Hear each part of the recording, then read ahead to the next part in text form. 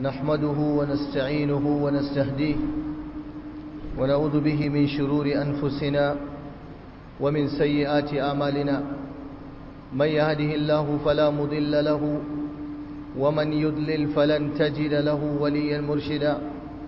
أشهد أن لا إله إلا الله وحده لا شريك له في الأرض والسماء، وأشهد أن محمدا عبده ورسوله النبي المجتبى، صلوات الله وسلامه عليه وعلى آله وصحبه وسلم تسليما كثيرا.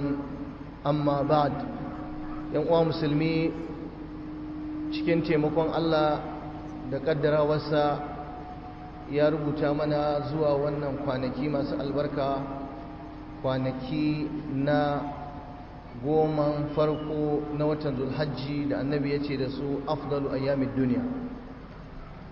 A duk duniya babu kwanaki masu falala da matsayi a wajen Allah irin waɗannan kwanaki, kamar yadda bayanai suka gabata daga bakin malamai.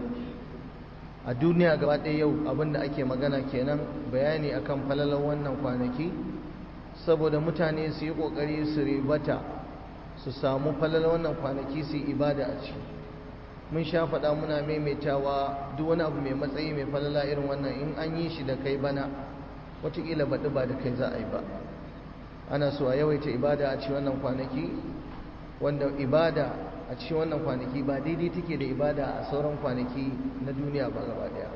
Hatta 10 ƙarshe na watan Ramadana da suke da falala, da daddare ne suka fi waɗannan kwanakin, amma ba da rana ba. A yawaita zikiri, a yawaita karatun Qur'ani, a yawaita salatin annabi, a yawaita yin sadaka, a yawaita taimakon mutane.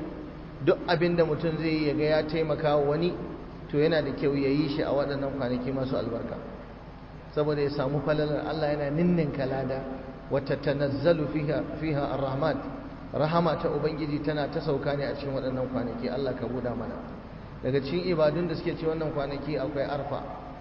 Bayan sauran salloli da azumi da ake so a yawaita yi a cikin waɗannan kwanaki, a yawaita azumi, akwai kuma arfa. Arfa ranar 9 ga wata, ranar litinin insha Allah. Jama'a, azumin arfa azumi ne da yake kankare wa mutum zunubin shekara 2.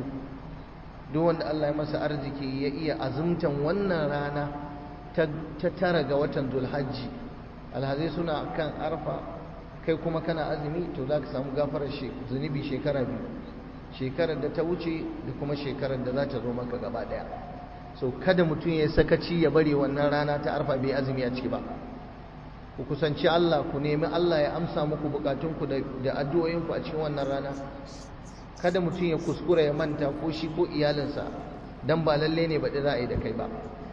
Abu na biyu, daga cikin manya-manyan ibadu akwai layya.